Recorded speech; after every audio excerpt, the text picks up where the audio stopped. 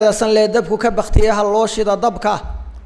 ka albaabka soo ootay albaabkiisa hal la garaaco dad baa jira laga yaabo iyagoo dhulka u dhacay waxna inaanay ku weydiisanay sadaqadu waa cajiib sir badan baa ku jirta caafimaad hadaa doonayso waxyaabaha lagu helo sadaqa ugu horeysa muraad kale hadaad leedahay waxyaabaha lagu helo sadaqa ugu horeysa cabsida maanta adduunka caam yeeshay waxyaabaha lagaga badbaaday ugu badan sadaqa kowka ah nabigu waxa uu sallallahu alayhi wa sallam inna sadaqata sirri tudfi'u ghadab ar-rabb tabaaraka wa ta'ala sadaqada hoos wax loo bixiyo iyadoo adoonkiyo ilaahay mooyee cid kale aanay ogeyn sadaqada hoos wax loo bixinayo cadada ilaahay ayay baqtiisa oo ay damisaa cudurrada iyo cabsidu cadha ilaahay bay ka dhalataa wax lagu baqtiyana waxa ugu mudan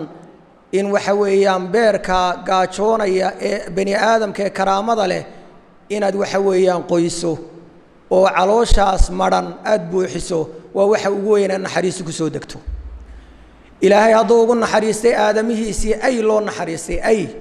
oo gabadhii zaaniyada ahayd ee ayga waraabisay ilaahay ugu dambi dhaafay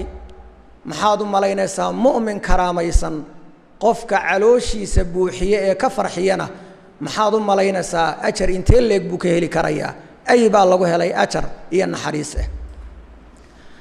haddii lagu naar galay bisad qaraabkeediina laga xidhay waxna aan la siin sida xadiidka nabiga ku ansaxday qof bani aadam oo karaamo leh haddaad dhibtana cadaab intee leeg baa ka dhalanaysa axaadiidka nabiga waxaa ku sugan mayeedhaankii iyo bahaa'imtii la xidhay ee la ciqaabayna waa lagu naar mutay xayawaanaadkii loo naxariistayna jannaa lagu galay aadamaha ilaahay karaameeyeyna haddii loo naxariisto darajo weyn iyo janno ayaa lagu helayaa ifkana ilaahay kurbada iyo dhibaatooyinku ku faydayaa waxaan si gaara u xusayaa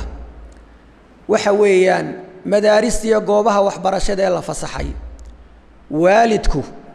macallinkii ilmihiisa wuxuu dhigaya waa inaanu ilaabin hadduu ilmihiisa iyo ooridiisa iyo ubadkiisa u warwarayo kii quraanka ilmihiisa u dhigayana waa inaanu iloobin macallimiintii wax dhigaysay ama ha dhigaan maadiga iyo duruusaha waxa weeyaan adduunyada ama ha dhigaan diinta iyo quraanka